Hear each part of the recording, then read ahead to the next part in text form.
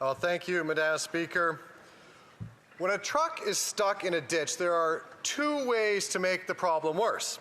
You can keep flooring the gas while pretending that spinning the tires means you are getting somewhere. Or the other is to just simply blame the mud, blame the road, blame the person who told you to take the turn in the first place, and never admit that the driver could be the problem. Now that is where Canada's economy is today. The government has been spinning the tires for years, throwing mud in every direction and telling everyone that if we wait just a little bit longer, the country's finally going to start pulling ahead. Now we can see what is really happening, Madam Speaker. We are not moving ahead. We are, in fact, falling behind. The motion before the House says what millions of families already know. Canada has been driven into the G20's only recession. Scotiabank and the Bank of Montreal have both downgraded growth expectations. The Parliamentary Budget Officer's latest report shows slowing growth, a weakening financial outlook, and a bigger than promised deficit. Those words can sound very far removed from real life, but that's exactly where this bad news lands. It lands on the mortgage renewal, the grocery bill, the repair that can't wait, and the credit card that was supposed to be paid down but is in fact bigger than expected. The Parliamentary Budget Officer has now put numbers to what Canadians already feel. She projects real GDP growth of only 1.1% in 2026 and 1.6% in 2027. That is not an economy that is charging ahead, Madam Speaker. She also says the deficit is expected to rise from $36.3 billion to $72 billion. That's not just simply a rounding error. That is the fiscal equivalent of promising to back out of the driveway and ending up going through the garage door. The government did not miss its promise by just a little bit. It missed it by billions and billions of dollars. It told Canadians that spending was under control. But eventually, the bills come due, and the numbers are a lot harder to spin than the speeches they offer. Canadians were promised one thing, and the numbers now show something completely different. As usual, Canadians, of course, are just stuck with the invoice. Then there's the fiscal anchor that used to be a point of discussion. That is the government's own promise to keep the deficit from growing out of control. It is supposed to tell Canadians that someone around the cabinet table still knows when to stop borrowing, stop spending, and stop pretending that the budget will balance itself. The PBO says there is a less than 1% chance the government will meet that promise. That is not a fiscal anchor, Madam Speaker. That's a lottery ticket at best. No household could walk into a bank with a 1% chance of making its budget work and call that responsible. No small business owner could tell his employees that there is only a 1% chance that the paychecks will clear and call that a plan. A weak economy shows up long before anybody gives it a name.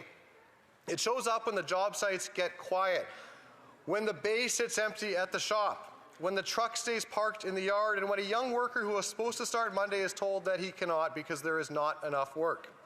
That is what slow growth means when it reaches the real world. Fewer hours, fewer raises, fewer orders, fewer chances for young people to get started in their careers.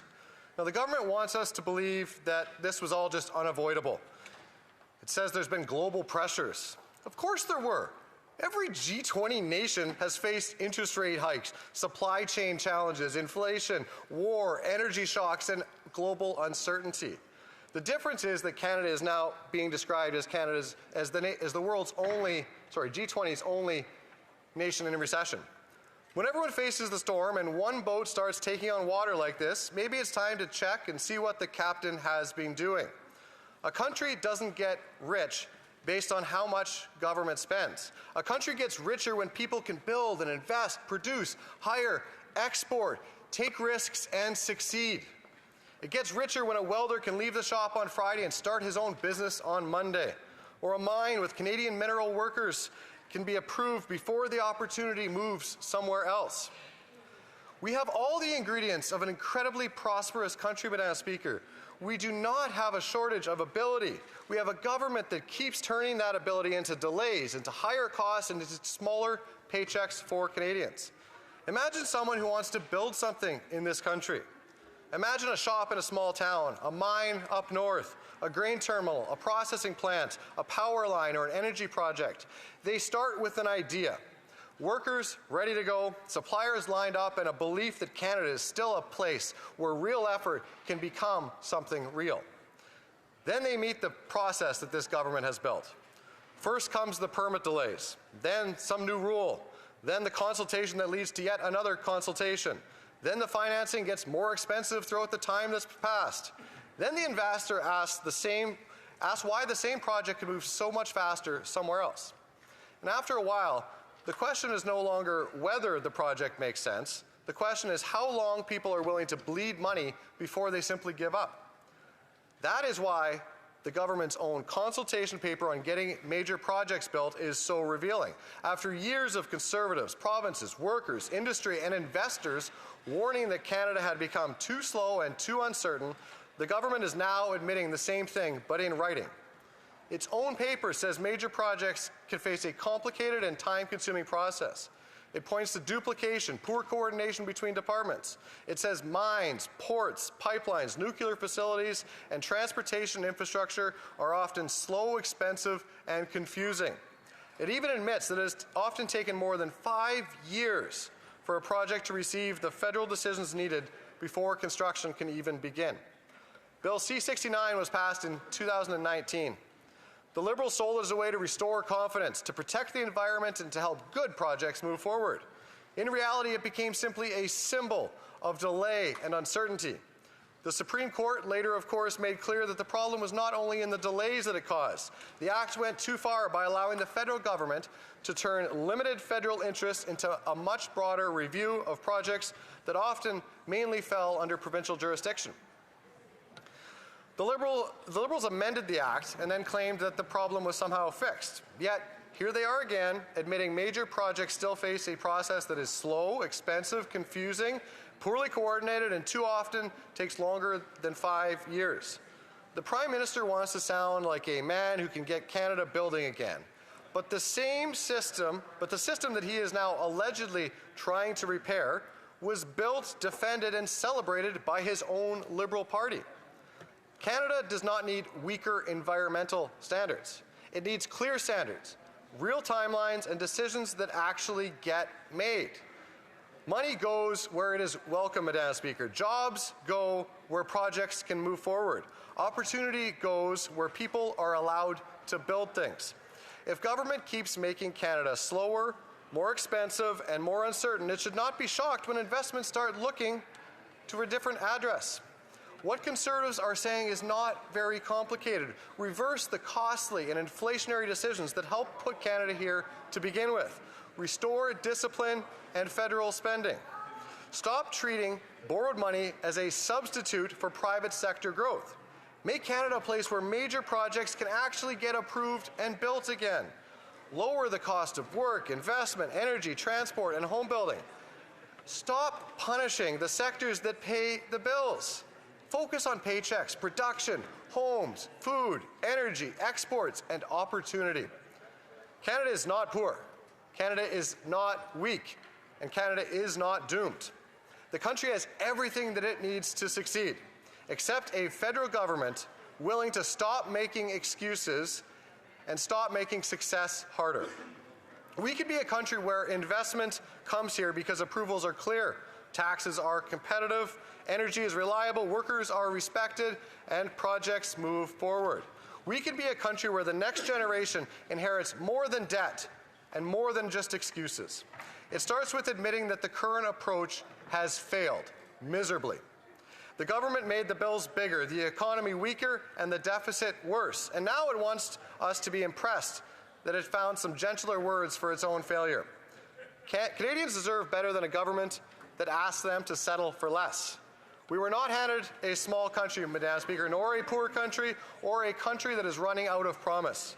We were handed one of the greatest nations on earth, blessed with resources, talent, courage, and people who still believe tomorrow can be better than today.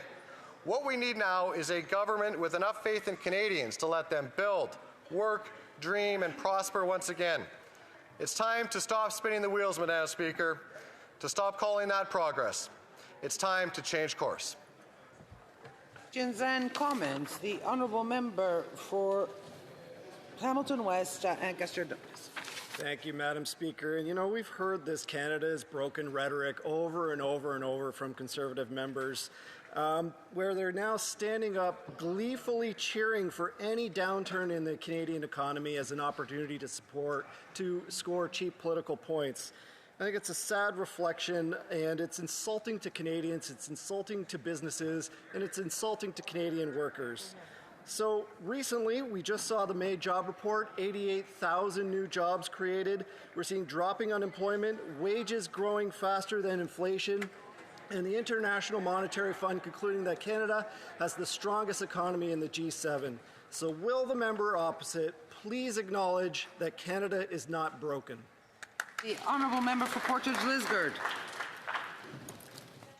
Canadians are thriving despite this government. You know, he might talk about this being just a technical recession. Is it just technically the collectors calling, asking for their money that has been loaned out? Is it just technically a mom skipping meals so that her daughter can afford to eat? Are these just technicalities? No. The crisis facing this country has been clear for many years. It's this government that not only caused it, but refuses to accept that they are to blame for it. It's time to change course, to recognize when you are spinning your wheels, when you are failing Canadians. Life has not been good for everyone. It's time to accept that, change direction. We can and we must do better for the people that we're here to represent. Questions et commentaires. Questions and comments. The honourable member for Branden Leslie. Well, thank you, Madam Speaker, and I want to thank my neighbour and friend from Portage Lisgar in Manitoba. That excellent speech. You know, the analogy I think is just perfect because the Liberals are spinning their tires so hard in the mud trying to prove to Canadians that they're improving the economic situation when they're in fact failing it, that they're actually going backwards and making things worse instead of just being stuck stationary and certainly instead of moving forward, which is exactly what people in this country, particularly Manitobans and young Canadians across this country from coast to coast to coast need. So I wonder if the member who's been here just a little bit longer than I could provide a little more context about what it might take to finally get the Liberals to do a little bit of self-reflection, eat a little bit of humility and humble pie, and maybe make a change so that Canadians are better off. The honourable member for Portage Lisgar. I want to believe that they have that in them. The last 10 years have not shown to me an ability to just accept things as they are. It's like they don't talk to people that live in the real world and see the cost pressures that they are facing. One thing that really bothers me is in government, just like in life, sometimes it's okay to say that we were wrong, we messed up. We don't have to continuously hide behind the fact that things are not going okay and try to blame everybody else. Take a little bit of responsibility. I heard the other day, a minister try to blame Stephen Harper. It's 11 years later, Madam Speaker. It's time to accept that things have not been going well because of the policies, to accept that, to accept the ideas that are coming collaboratively from Conservatives to try to move this country forward, accept them, change course so we can all be better off. Questions et commentaires. L'honorable. The honourable member for Kootenay, Kawaweshkanak, Netassian. Thank you, Madam Speaker. I'd like to thank my colleague for his speech. We see his love for his fellow citizens and his desire to make sure that Canada comes out better when it comes to the economy. But I didn't get a satisfying answer earlier to my question when we talked about rigor, when we talked about transparency. And the Conservative Party is talking a lot about inflationary measures, and I'm wondering if my colleague feels that a sovereign fund is an inflationary measure because it's not a sovereign fund that comes with money that we already have. It's debt, this government sovereign debt fund that they're going to put in place. The same thing when it comes to major projects or pipelines in the West. We're spending a lot, but is that spending, in his opinion, inflationary spending? Thank you, Madam Speaker. The honourable member for Portage Lisgar. I mean, Canada led the way with this idea that you could borrow your way to calling something wealth. The idea of a sovereign wealth fund is a good one if you're a country that is in a position to and has executed on the idea of creating wealth. Instead, we've decided to keep our oil and gas in the ground as much as possible over the last decade.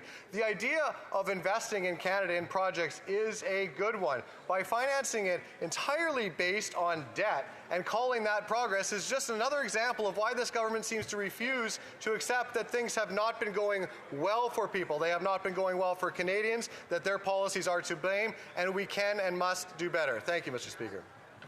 The honourable member for London West. Thank you, Mr. Speaker. I'm curious to know why, obviously Canadians are not slow. They understand that transitions are tough. They understand the kind of situation that we've been in the last couple of years, whether it was through COVID, whether it was through the unjustified tariffs that Canadians have experienced across the board. I'm curious to know what the member opposite thinks that Canadians think about him and his party when they see him get excited to see Canadians That's a really good question. Well. Great question. I'll give the member 15 seconds because we're past 2 o'clock and he should have a right to reply. The member says that transitions are tough. Again, it's another odd excuse. You know what would not be a tough transition? Electing a Conservative government so this country can once again prosper.